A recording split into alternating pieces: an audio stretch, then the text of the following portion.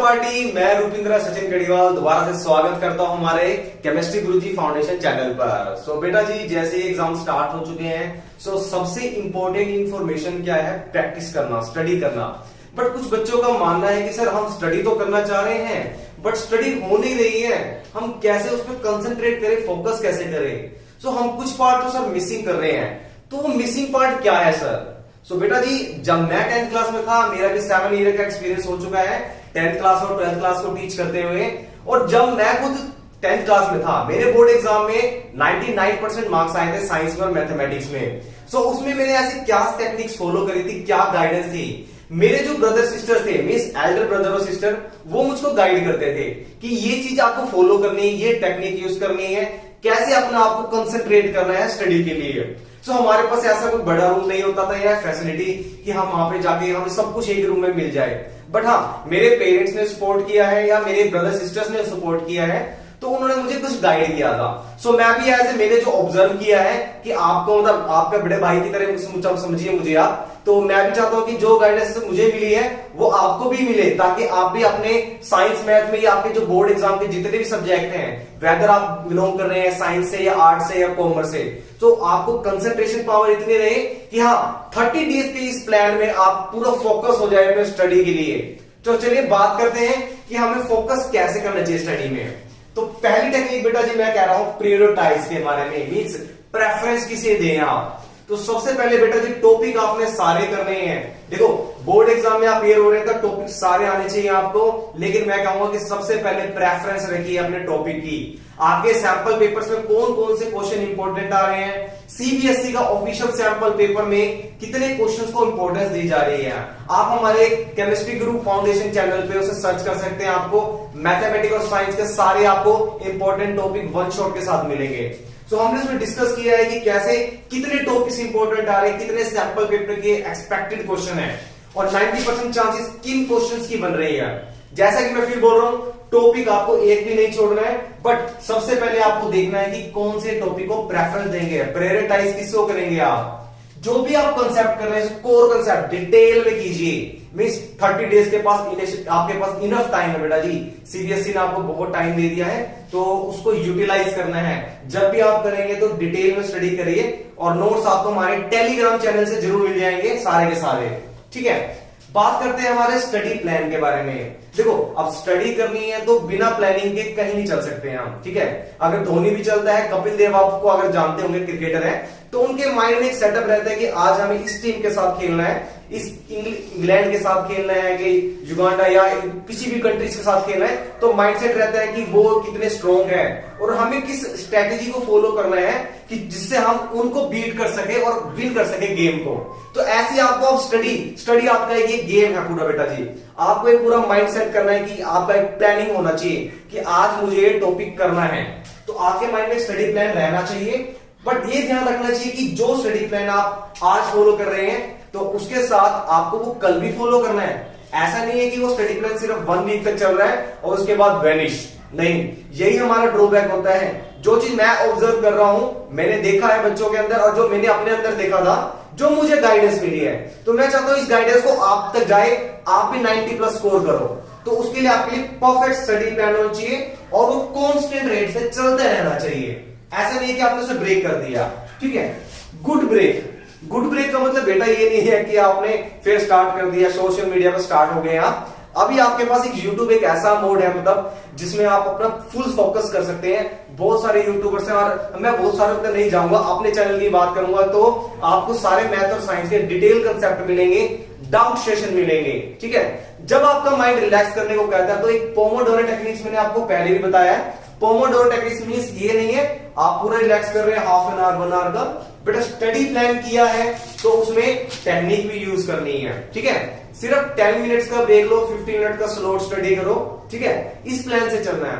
आपने 15 minute study करी है तो 10 to 15 मिनट्स का ही ब्रेक लेना है, इससे ज्यादा नहीं रखना है। इसी टेक्निक को फॉलो करो आप और अपने सब्जेक्ट को एलोकेट करो कि किस सब्जेक्ट को मैंने कितना प्रेफरेंस देना है, कितना मेरा स्टडी हो चुका है, कितना मुझे रिक्वायरमेंट है।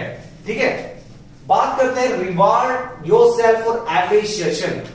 एवरी सेशन का मतलब बेटा जी, अब आप स्टडी कर रहे हैं, साइंस कर रहे हैं, मैथ कर रहे हैं, अब बोर्ड एग्जाम में मेनली क्या है, या फिजिक्स केमिस्ट्री बायोलॉजी कर रहे हैं, तो साइंस स्टूडेंट के लिए सबसे ज्यादा इंपॉर्टेंट क्या है कि मुझे इन सब्जेक्ट पे ज्यादा फॉलो करना है। ठीक है, केमिस्ट्री भी आपने कर लिया फोकस, फिजिक्स पे कर लिया, इंग्लिश आपका कुछ प्रिपेयर है और हिंदी काफी हद तक प्रिपेयर है, तो आपको सारा प्लान करना है। और जो भी आप प्लान करोगे, जितना भी आप करोगे, आपको हर एक चैप्टर के बाद अपने आप को रिवार्ड करना है। भाई मैंने कर लिया है, मैं ये कर सकता हूं, और मुझे अपने आप को रिवार्ड करने का मतलब क्या है इसका बेटा जितने भी सक्सेसफुल पीपल होते हैं ना, उनकी अगर स्टोरी सुनोगे आप, तो वो क्या करते हैं, जो भी काम करते हैं ना, वो किसी की वेट नहीं करते हैं कि हाँ वो मुझे अप्रिशिएट करे, मेरा काम कितना अच्छा है।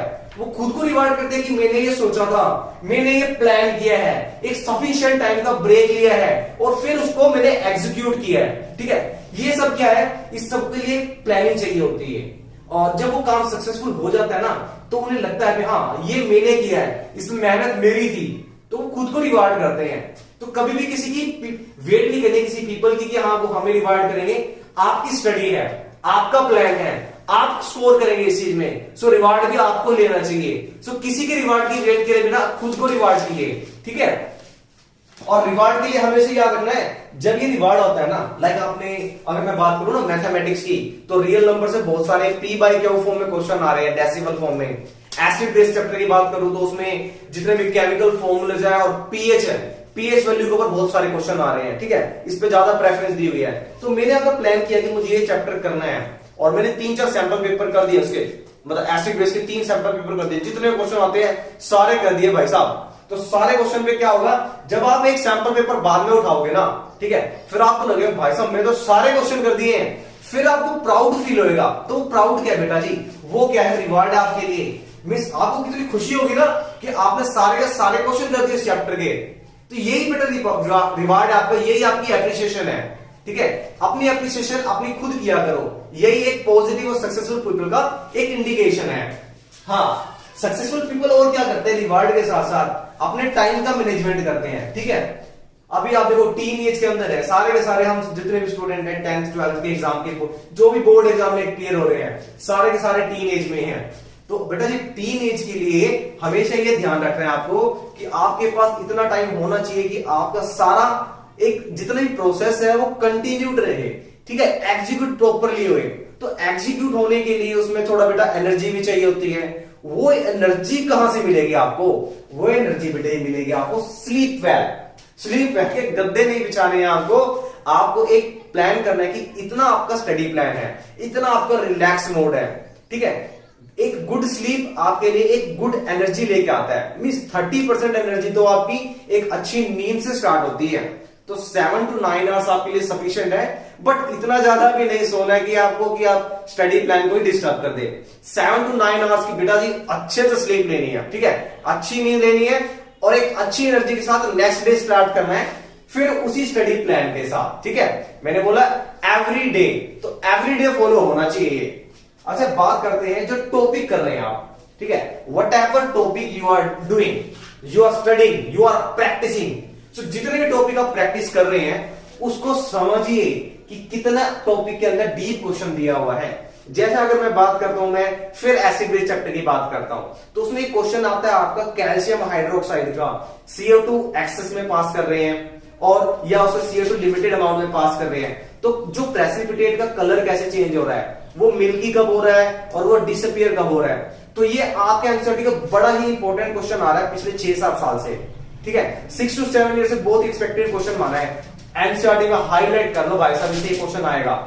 सबसे इंपॉर्टेंट क्वेश्चन है एसिड बेस का और एक कलर चेंज के ऊपर पीएच का। ठीक है, तो ये आपको देखना है कि जो भी टॉपिक आप समझ रहे हैं, अंडरस्टैंड कर रहे हैं, उसे डीप करो बेटा जी, डीप नॉलेज के साथ। मतलब पूरा कोर कंसेप्ट आपका फंडा भाई साहब न्यू छप जाना चाहिए दिमाग में। ठीक है, और जब आपसे कोई भी क्वेश्चन पुट अप कर ले, यू आंसर आना चाहिए आपके पास। ठीक है, तो whatever you are doing, do it very well. इतने अच्छे से करना है, 1 घंटा फालतू लगा दो उस पर, बट ऐसे करना है भाई साहब, पेपर में आ गया तो टाइम नहीं होना चाहिए, 30 सेकंड में आंसर होना चाहिए बस। ठीक है, सो ये टेक्निक फॉलो करनी है आपको। सो बेटा जी लास्ट बट नॉट लीस्ट, अब हमारे लास्ट पॉइंट की बात करते हैं, PPPP, 4P प्रिंसिपल। तो 4P प्रिंसिपल फॉर्मूला क्या है बेटा जी, देख लेते हैं। Plan, prioritise, prepare and practice. तो बेटा ये 4P के बीच में सारा फंडा घूमता है। मैं कह रहा हूं ये वीडियो आप अपने स्टेटस पे लगा लेना, पूरी पॉपुलर हो जाएगी सिर्फ आपके सपोर्ट से, ठीक है। बट ये आपको फॉलो भी करनी है। प्लान बेटा, प्लान क्या करना है आपको भी, आपको टॉपिक क्या रेडी करना है, आज आपने कितने टॉपिक रिवाइज करने हैं, कितने सब्जेक्ट रिवाइज करने हैं, उस चीज का एक प्री प्लान होना चाहिए आपके पास, ठीक है। चाहे वो स्टडी का हो, आज आपने न्यूट्रिशन क्या खाना है, रिलैक्सिंग मोड आपने क्या करना है, आपने मस्ती करनी है, एंजॉय करना है, लिसनिंग म्यूजिक करना है, तो हर चीज का आपके पास प्लान होना चाहिए, ठीक है। दूसरा है प्रायोरिटाइज। इसके बारे में मैं आपको वीडियो के स्टार्टिंग में बता चुका हूं कि किस सब्जेक्ट को कितना प्रेफरेंस देना है और किस सब्जेक्ट में किस टॉपिक पे कितने सवाल बन रहे हैं आपके सैंपल पेपर में, वो सारे के सारे उसको प्रायोरिटी देनी है, उसकी इंपॉर्टेंस उसको प्रैक्टिस में लाना है, उसको हाईलाइट करना है। मार्क कर लो भाई साहब, ये क्वेश्चन 90% आने वाला है तो स्टार लगा लो उसमें, ये क्वेश्चन आपके माइंड से स्किप नहीं होना चाहिए, ठीक है। प्रिपेयर बेटा जी, प्रिपेयर करना आपके हाथ में है। मैं सिर्फ आपको टॉपिक समझा सकता हूं, but practice and preparation make you perfect. So preparation topic की क्या करनी है और प्रिपरेशन करते करते उस प्रोसेस को कैसे एग्जीक्यूट करना है, तो ये इट्स डिपेंड्स अपॉन यू। अपना प्रिपेयर मैटर अपने पास रखिए।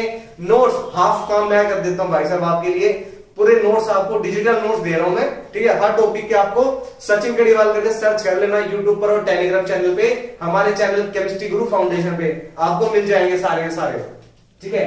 तो हाफ प्रिपरेशन मोड मैंने कर दिया, हाफ आपका वर्क रह गया, ठीक है। Practice always make perfect and women too, ठीक है। सो बेटा और बेटी जो भी है, भाई बहन सभी के सब, तो बेटा जी ऐसे बड़े भाई की तरह बता रहा हूं, जितने भी सैंपल पेपर आपके आ रहे हैं, कम से कम 10 सैंपल पेपर आपके पास है, तो कम से कम आपको 4 की प्रैक्टिस ऐसी होनी चाहिए कि कोई आपका कुलीग पूछ ले क्वेश्चन, आपका वहां से स्किप नहीं होना चाहिए। तो जितना प्रैक्टिस करोगे उतना आपकी ऑक्यूरेसी रहेगी, ठीक है। और जितना ऑक्यूरेसी रहेगी आंसर को टिक करने की, टाइम मैनेजमेंट रहेगा, उतना आपका बेटर रिजल्ट होता रहेगा। मिस रिजल्ट आपका बेस्ट होना चाहिए, बट वो बेस्ट बनने के लिए आपको बेटर बनना पड़ेगा, और वो बेटर के लिए आपको प्रैक्टिस करनी पड़ेगी। सो I end my video and I have all my wishes with you for your exam. All the best.